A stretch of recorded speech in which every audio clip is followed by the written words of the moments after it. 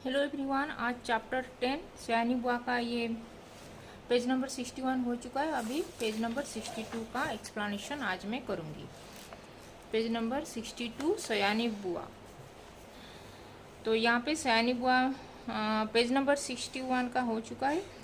तो नहीं देखे तो वो पेज नंबर 61 को देख लेना, फिर उसके बाद ये पेज नंबर 62 का देखना। ऐसे ही सयानी बुआ के पास जाकर पढ़ने का प्रस्ताव जब मेरे सामने रखा गया तो कल्पना कीजिए, जो सयानी बुआ हम पढ़े थे, जो वो जैसे सबके ऊपर अपना रोब जमा रही थी, वो एक प्रिंसिप मतलब डिसिप्लिन में सबको रख रही थी, अपने फैमिली मेम्बर्स को। तो जैसे टाइमली उठना, खाना खाना, ये सब पढ़ाई करना, ये सब।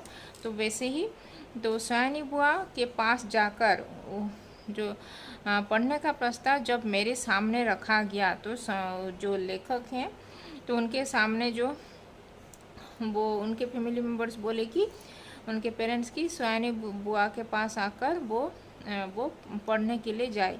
तो प्रस्ताव यानी कि सजेशन। तो यहाँ पे जो अंडरलाइन कर रही हूँ इसको 2 टाइम्स राइटिंग प्रैक्टिस करना। तो सामने रखा गया तो कल्पना कीजिए, तो कल्पना यानी कि इमेजिन कीजिए कि मुझ पर क्या बीती होगी। तो उसके साथ क्या बीता होगा, वो लड़की उसके साथ क्या बीती होगी बोल के वो बोल रही है। मैंने साफ इनकार कर दिया कि मैं आगे पढ़ना ही नहीं चाहती। फिर वो लड़की वो बोली कि उसके पेरेंट्स को कि मैं और सयानी बुआ के पास नहीं जाना चाह रही थी पढ़ने के लिए, तो इसीलिए वो मना कर दी कि मैं आगे की पढ़ाई और नहीं करूँगी बोल के। पिताजी मेरी पढ़ाई के विषय में इतने सतर्क थे। तो उसके जो लड़की के पिताजी, जो उसके पेरेंट्स, उसके पढ़ने के लिए इतना के मतलब बहुत ही पढ़ने के ये उसको बोल रहे थे आगे की पढ़ाई के लिए। तो सतर्क थे कि उन्हें समझाकर, डांटकर और प्यार दुलार से मुझे राजी कर लिया। तो वो उसके पिताजी उसको समझा के, डांट फटका के और प्यार से वो उसको समझाए और वो लड़की को वो पढ़ने के लिए, आगे की पढ़ाई करने के लिए, वो सयानी बुआ के पास जाने के लिए वो राजी कर लिए थे, राजी तो उनको मना लिए थे। सच में राजी तो क्या कर लिया, सच में समझिए अपनी इच्छा पूरी करने के लिए बाध्य कर दिया। फिर वो उसके जो माता पिता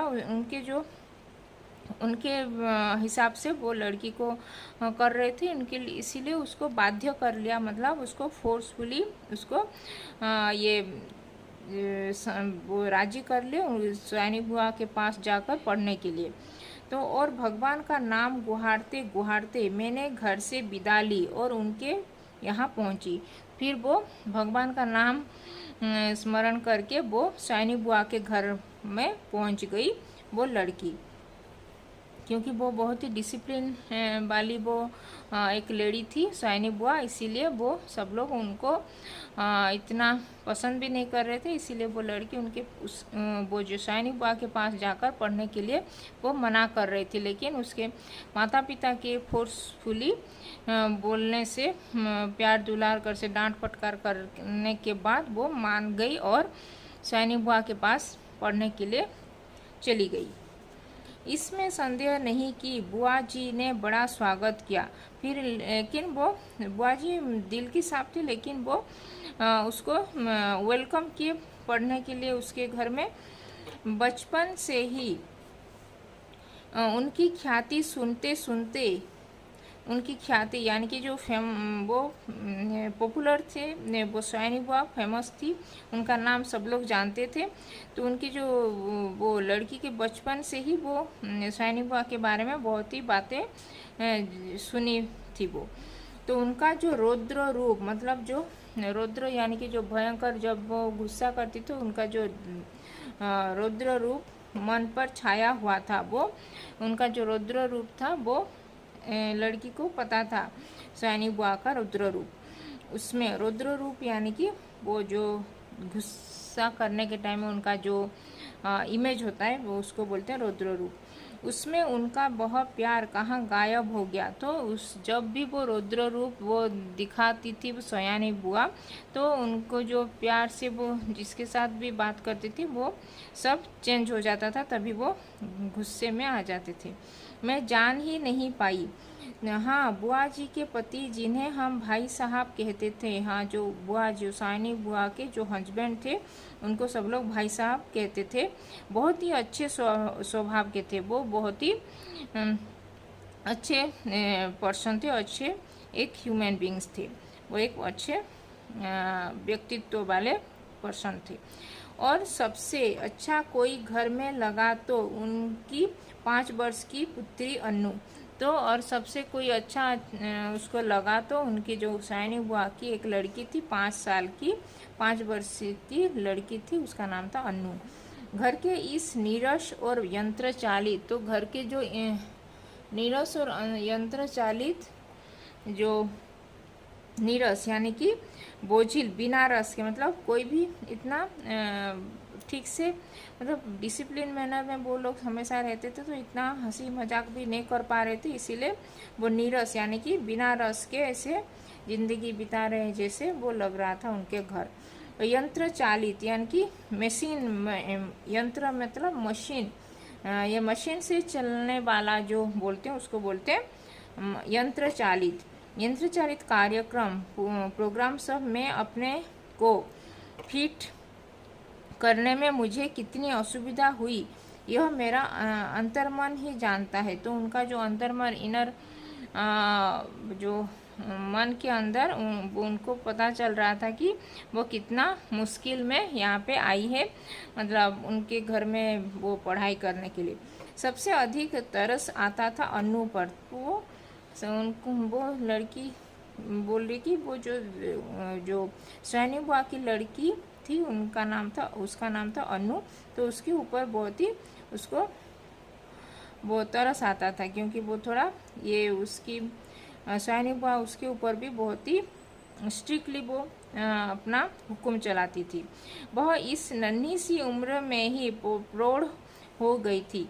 तो वो छोटी सी लड़की वो अन्नू भी इतनी छोटी सी एज में भी वो डिसिप्लिन मैनर में वो रखते थे, इसीलिए वो बहुत ही जल्दी मैच्योर मतलब प्रौढ़ हो गई थी, मतलब मैच्योर हो गई थी।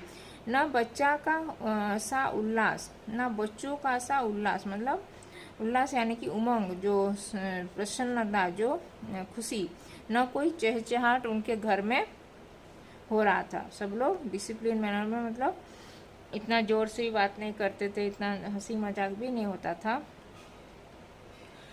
ये जोर जोर से हंसना भी वहाँ पे नहीं हो रहा था।